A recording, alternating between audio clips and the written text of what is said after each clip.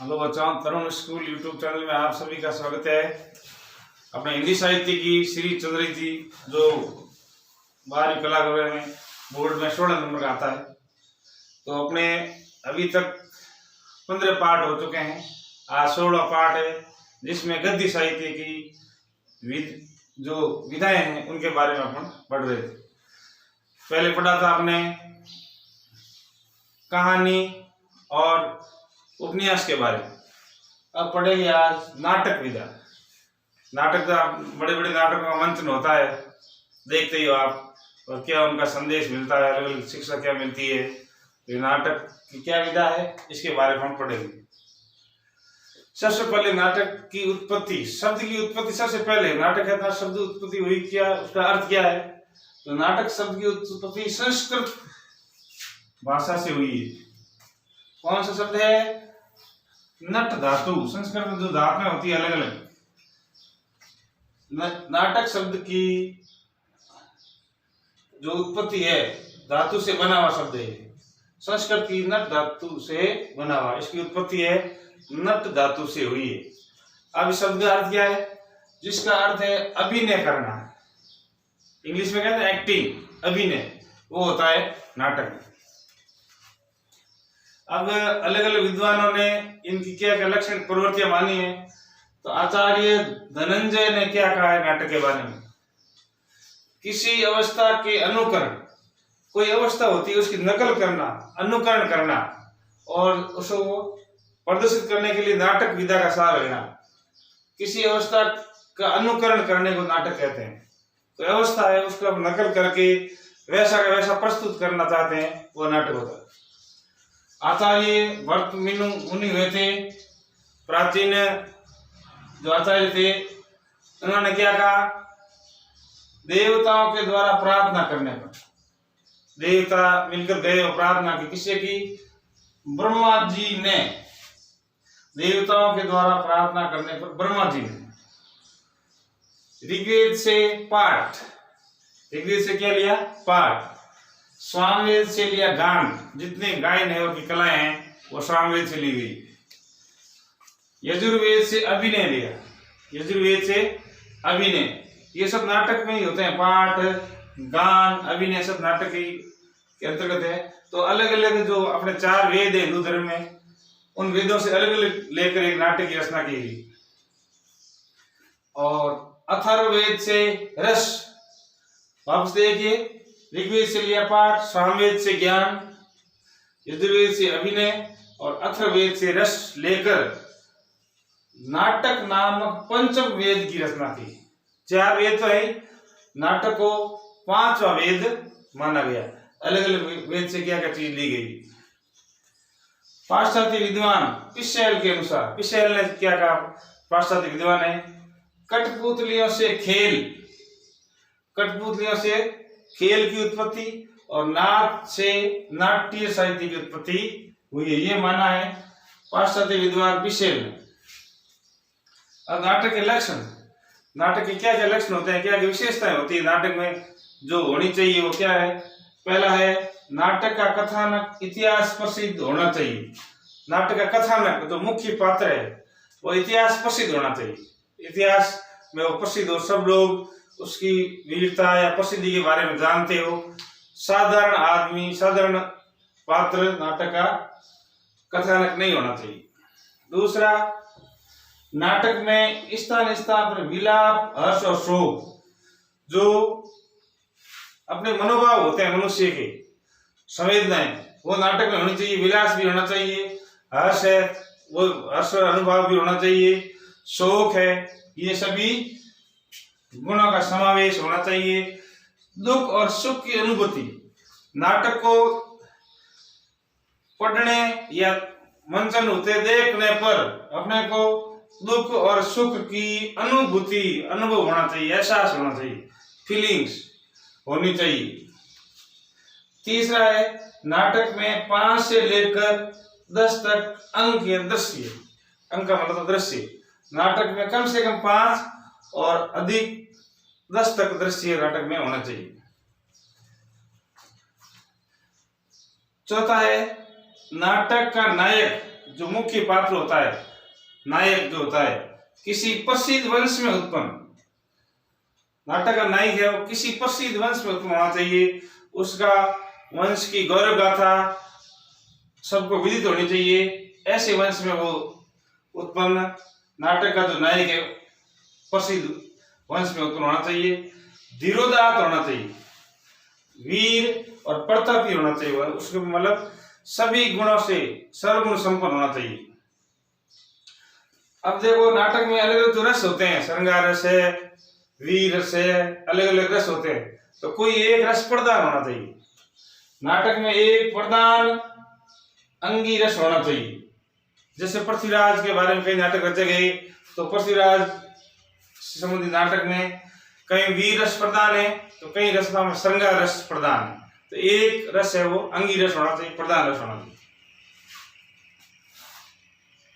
अब देखो नाटक में जो नायक होते हैं पात्र, वो चार तरह के होते हैं।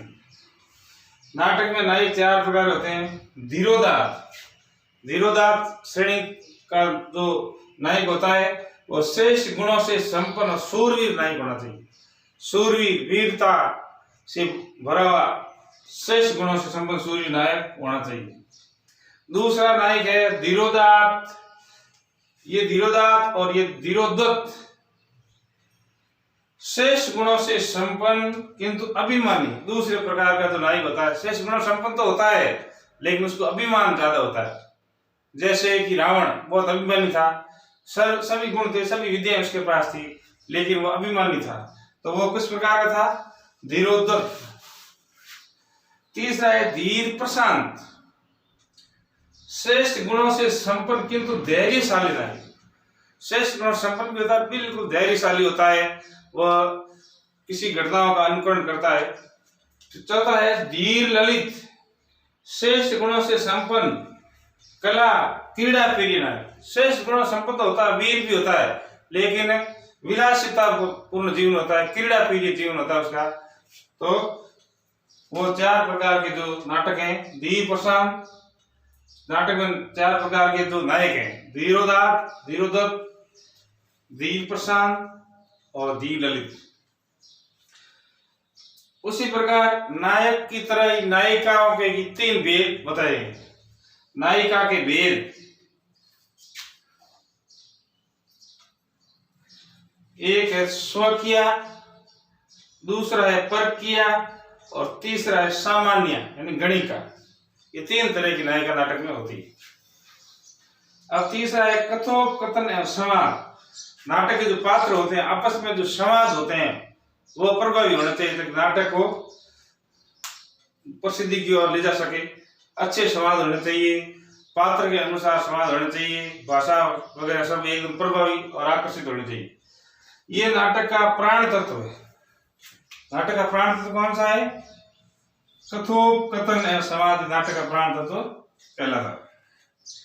इसके माध्यम से एक पात्र दूसरे पात्र से संभाषण, आपस के अंदर संवाद, वार्तालाप, बातचीत करते हैं, संभाषण करता है, जिससे उसके मन के विचारों को व्यक्त किया जाता है। चौथा है देश, काल एवं वातावरण। उस समय कौन सा वातावरण था, देश, काल, परिस्थिति, इसका भी ध्यान रखा जाता है। देश, काल, वातावरण के द्वारा तात्कालिक परिवेश,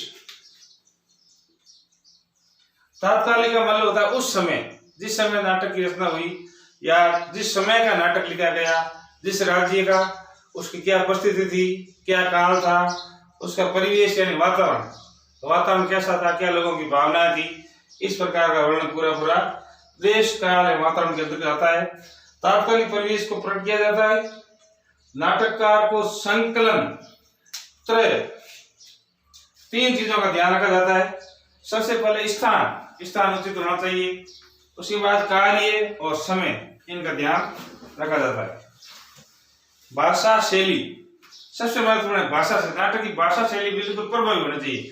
जैसे कोई वीर नायक जो वीर है तो उसकी भाषा है, उसके जो संवाद है बिल्कुल ओजपूर्ण होना चाहिए, ओज गुण होना चाहिए। वीर रस में ओज गुण होता है, तो ओजतापूर्ण विचार होना चाहिए उसके, वास्तव में लगे कि ये वास्तव में वीर है। अगर कोई कायर की भूमिका निभा रहा है तो भाषा ही उस प्रकार से कायरतापूर्ण होनी चाहिए। कुछ जैसे दुख भरे वचन बोल रहा है तो भाषा भी दुख भरी होनी चाहिए, पात्र के अनुकूल भाषा होनी चाहिए। नाटक के कथन के लिए भाषा शैली बहुत महत्वपूर्ण है। भाषा पात्र के अनुकूल होनी चाहिए, पात्र है जैसी भाषा होनी चाहिए। पात्र वीर है तो भाषा में वीरतापूर्ण शब्द होने चाहिए। पात्र कायर है तो कायरतापूर्ण शब्द होने चाहिए। पात्र अगर चोर है तो उसी शब्द होने चाहिए। और पात्र दुख प्रकट कर रहा है तो दुख भरे वचन है वो होना चाहिए। भाषा सरल, नाटक की भाषा सरल होनी चाहिए। तत्सम शब्द प्रदान या कठिन शब्दों का प्रयोग नहीं होना चाहिए, ताकि नाटक जो है आसानी से लोग वाचन कर सके या देख सके। सुबोध, सुबोध का मतलब नाटक अच्छी तरह समझ में आना चाहिए। ऐसा नहीं जिसको देखने से मतलब या वाचन करने से मन में ऐसे नकारात्मक भाव नहीं होना चाहिए। प्रभावपूर्ण होना चाहिए, मतलब एक के बाद स्टेप बाय स्टेप मन में रुचि आनी चाहिए कि पढ़ने का या देखने का मन के अंदर लालसा बड़ी रहे, इससे आगे क्या होगा, इससे आगे क्या होगा, ऐसा मन में प्रभावपूर्ण होना चाहिए। स्टेप बाय स्टेप होने को रुचि जागृत होनी चाहिए। माधुर्य और प्रसाद गुण, काव्य मुख्य 3 गुण है, माधुर्य गुण, प्रसाद गुण और ओज गुण। तो माधुर्य गुण मन को मधुरता प्रदान करने वाले कोमल कांत शब्द हो, अच्छे शब्द हो तो माधुर्य गुण होता है। प्रसाद गुण मतलब आसानी से जो रचना समझ में आ जाती है, अच्छी तरह से बिल्कुल अपने को समझ में आ जाती है प्रसाद गुण की रचना। माधुर्य गुण में मधुरता लगने वाली रचना, मधुरता जो कोमल कांत पदावली होती है, अच्छे शब्दों का प्रयोग होता है, शब्द कठिन नहीं होते हैं, वो कोमल कांत पदावली। माधुर्य प्रसाद गुण से युक्त भाषा दर्शकों को अपनी ओर आकर्षित करती है। ऐसी भाषा होगी तो जो दर्शक होते हैं, जब नाटक का मंचन मंच पर होता है तो दर्शक ऐसी माधुर्य भाषा और प्रसाद गुण वाली भाषा को अधिक अंगीकार करते हैं, उसकी ओर आकर्षित होते हैं। तो इस वीडियो में आपने बताया, फिर अपन आगे बताएंगे नाटक के जो अन्य उद्देश्य है उसके बारे में। तो देखो नाटक के तत्व है उससे 5 तत्व पढ़ चुके हैं। अगला तत्व है कथा वस्तु। नाटक की कथा वस्तु किस आधार की होनी चाहिए? नाटक की कथा वस्तु का आधार पौराणिक यानी पुराणों, वेदों या प्रसिद्ध जैसे ग्रंथ है, रामायण है, महाभारत है, उनको आधार मानते हुए जो नाटक की रचना की जाती है वो पौराणिक घटनाएं हैं। पुरानी घटनाओं के आधार पर पुराने जो प्राचीन ग्रंथ हैं उनके आधार पर नाटक की रचना होती है, वो होती है पौराणिक।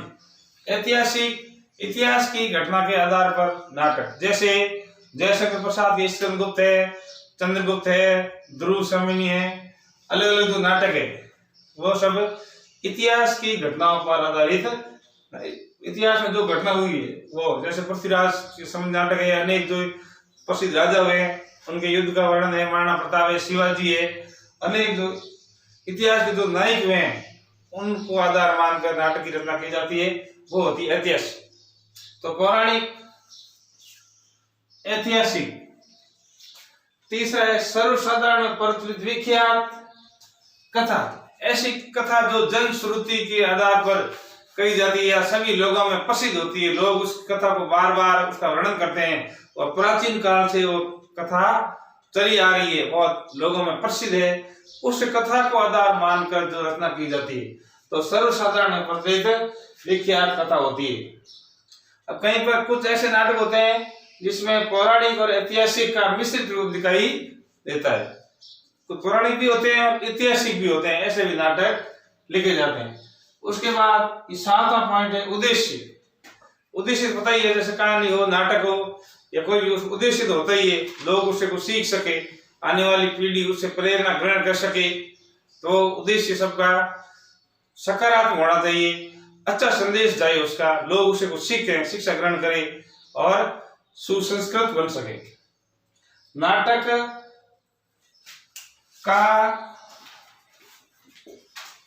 नाटक का उद्देश्य प्रदान होना चाहिए। नाटक है वो उद्देश्य प्रदान होना चाहिए, उसका विशिष्ट उद्देश्य होना चाहिए, जिसमें दर्शक, नाटक को देखने वाले हैं वो दर्शक उस नाटक को देखकर कुछ प्रेरणा ले सके और अपने जीवन में धारण कर सके, ऐसा प्रभावी नाटक होना चाहिए। श्रोता सुनने वाले, कहीं पर जैसे टीवी या रेडियो से सुन रहे हैं या देख भी रहे हैं या केवल सुन रहे हैं तो उनसे हम प्रेरणा ले सके।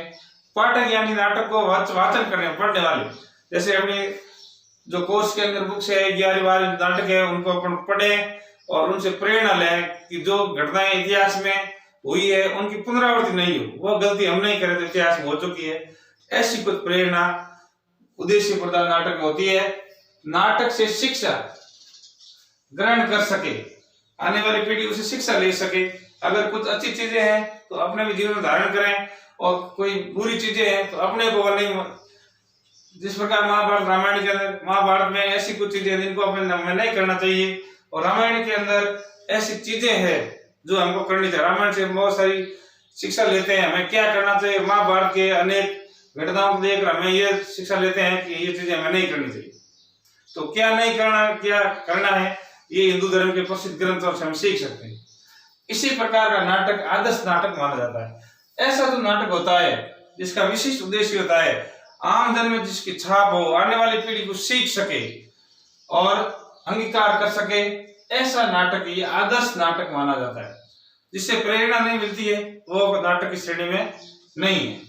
तो अपन हिंदी साहित्य गतिविधियों के विधाओं के बारे में पढ़ा, भाग हिंदी साहित्य भाग 16 में।